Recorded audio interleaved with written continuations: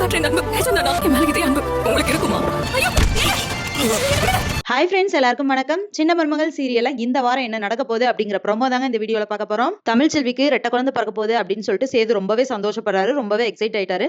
அதுக்கப்புறமா அப்பதான் வந்துட்டு இல்ல நீ தமிழ் கிட்ட சொல்லாத, நான் பூ போட்டு பார்த்ததுல ஏதோ ஒரு காரணம் இருக்கு, அதனால சாமி சொல்ல வேணாம்னு சொல்லிச்சு, நீ சொல்லாத அப்படின்னு சொல்றாங்க.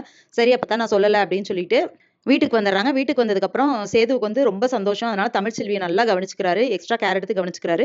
இதெல்லாம் தமிழ்ச்செல்வி பார்த்துட்டே இருக்காங்க. என்ன இப்படி நம்மள ரொம்ப முன்னாடி இருந்ததை விட ரொம்பவே கேர் எடுத்து பார்த்துக்கிறாரு அப்படின்னு சொல்லிட்டு. அதுக்கு காரணம் அவங்களுக்கு ட்வின்ஸ் பிறக்க போகுது அப்படிங்கிறதுங்கிறது சேதுவுக்கு மட்டும் தான் தெரியும். ஆனா தமிழ்ச்செல்வி கிட்ட அவர் சொல்லவே இல்லை. அதுக்கப்புறமா சேது வந்துட்டு ராஜாங்கம் கிட்ட பேசுறாங்க. தமிழ்ச்செல்விக்கு வந்துட்டு வளகாப்பு வைக்கலாம்ப்பா அப்படின்னு சொல்றாங்க. ஆமாப்பா நானும் அதான் நினைச்சேன், சரி வைக்கலாம் அப்படின்னு சொல்லிட்டு ராஜாங்கம் சொல்றாரு. அதுக்கப்புறமா தமிழ்ச்செல்வி வந்து சேது கிட்ட தனியா பேசிட்டு இருக்காங்க. அப்போ வந்து நிஜமாவே நீங்க வந்துட்டு இப்ப காட்டுறது உண்மையான பாசம் தானா? என் மேல உண்மையா தான் அன்பு வச்சிருக்கீங்களா? இல்ல இதுவுமே ஏதோ ஒரு நாளைக்கு மாறிடுமா? இல்ல எப்பவுமே இப்படிதான் இருப்பீங்களா? அப்படிங்கிற மாதிரி கேக்குறாங்க. என்னால இதை நம்பவும் முடியல, நம்பாம இருக்கவும் முடியல அப்படின்னு சொல்லிட்டு சொல்றாங்க. இப்ப சேது சொல்றாரு, நான் ஒரு தரம் தப்பா பேசினேன் தான், தப்பு பண்ணிட்டேன் தான். ஆனா இனிமே சாகிற வரைக்கும் உன் மேல வச்ச பாசம் அப்படியே தான் இருக்கும் அப்படின்னு சொல்லிட்டு சொல்றாரு. அதுக்கப்புறமா தமிழ்ச்செல்வியும் சரி ஓகே அவர் தான் இவ்வளவு தூரம் இறங்கி வந்துட்டாரு அப்படின்னு சொல்லிட்டு அவங்களுமே சந்தோஷப்படுறாங்க. இவங்க 2 பேரும் இப்படி சந்தோஷமா இருக்கிறத பார்த்துட்டு ஈஸ்வரி என்ன பண்றாங்கன்னா, இப்படியே இவங்கள விடக்கூடாது அப்படின்னு சொல்லிட்டு வேல் சாத்தணும் அப்படின்னு சொல்லி சுவாமி மலைக்கு வேண்டியிருக்கேன். இந்த வேலை வந்து நீங்க 2 பேரும் போய் சாத்திட்டு வரணும் அப்படின்னு சொல்லிட்டு சொல்றாங்க.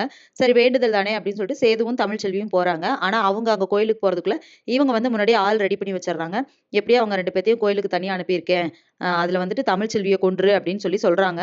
இப்போ 2 பேருமே போயிட்டு இருக்காங்க. சேதுவும் தமிழ்ச்செல்வியும். அப்படி போயிட்டு இருக்கும்போது ஒரு இடத்துல வந்துட்டு ஒருத்தர் ரோட்ல விழுந்து கிடக்குறாரு. அவர தூக்கலாம் அப்படின்னு சொல்லிட்டு சேது போய் பார்த்துட்டு இருக்காரு.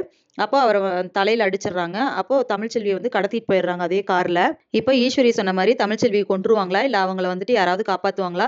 சேதுவுக்கு என்ன ஆகும்? இதுக்கப்புறம் என்ன நடக்க போகுது? அப்படிங்கிறத இனி வர வீடியோல ஒண்ணொண்ணா பார்க்கலாம் ஃப்ரெண்ட்ஸ். அது வரைக்கும் வெயிட் பண்ணுங்க. நன்றி, வணக்கம்.